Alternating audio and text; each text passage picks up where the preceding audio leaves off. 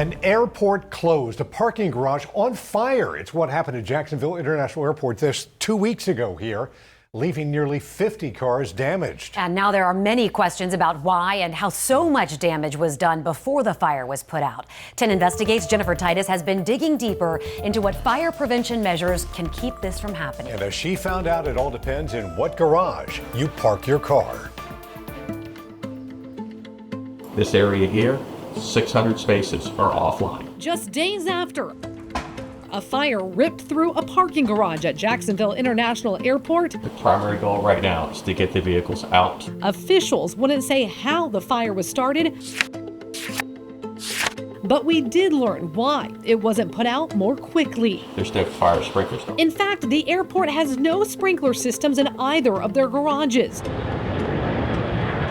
At Tampa International Airport, they have sprinklers only on level 1 of their long-term lot, and Orlando only has them in their C garage and terminal top parking. That's because fire code didn't require sprinklers to be installed in open-air garages until 2023. I'm a senior research project manager at the Fire Protection Research Foundation, which is the independent research affiliate of the National Fire Protection Association. The NFPA is in charge of fire codes. They moved it to also for new garages to mandate sprinkler protection in both open and enclosed. Victoria Lutz says the requirement was changed in part after a fire in an airport parking garage back in 2017 led them to research the issue. That kind of started asking a lot of questions of historically, we, had the stance that in an open garage, the time for fire spread from one vehicle to the next was enough that the fire department could get there and respond to that vehicle fire before it had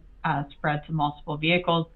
But vehicles are getting larger. These days, cars have more plastic, larger fuel tanks, and larger batteries compared to 50 years ago. Lutz says what we drive now has increased the risk for flames. So that kind of opened up the question of do we need sprinkler protection in all garages? And the evidence from incidents is that when there's sprinkler protection in place, we're seeing a much, it's typically contained to one car or a smaller impact.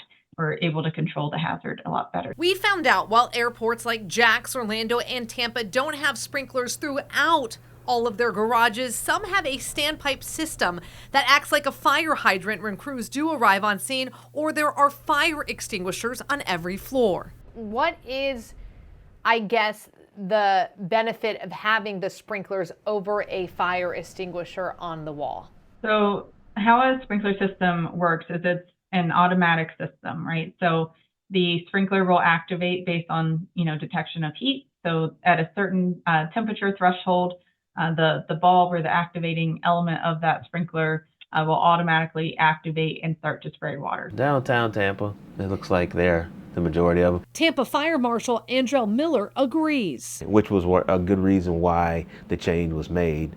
So in the event that something happens, it could at least keep it in check until the fire department arrives. Because, of course, electric vehicles, they do burn hotter than the average vehicle. But says many of the garages in Tampa were built before the 2023 code change, and retrofitting them to include sprinklers comes at a steep cost. Is that something as a fire marshal that you would ever take to the city to, hey, this is something we need to look at about putting sprinkler systems in our garages? Well, as of at the moment, as far as existing is concerned, it's hard to make those changes once the building is in place or something like a parking garage is in place. But we can look at requiring other things. We just have to go through our local ordinance, our local code, and see what we want to implement. A spokesperson for Miami International tells us although their garages were built years ago, theirs are all equipped with sprinkler systems. Jacksonville officials say they have not yet discussed adding sprinklers. And at Tampa International, they are working to install state-of-the-art technology called LiDAR that they say would help detect fires when they start. Jennifer Titus, 10 Investigates.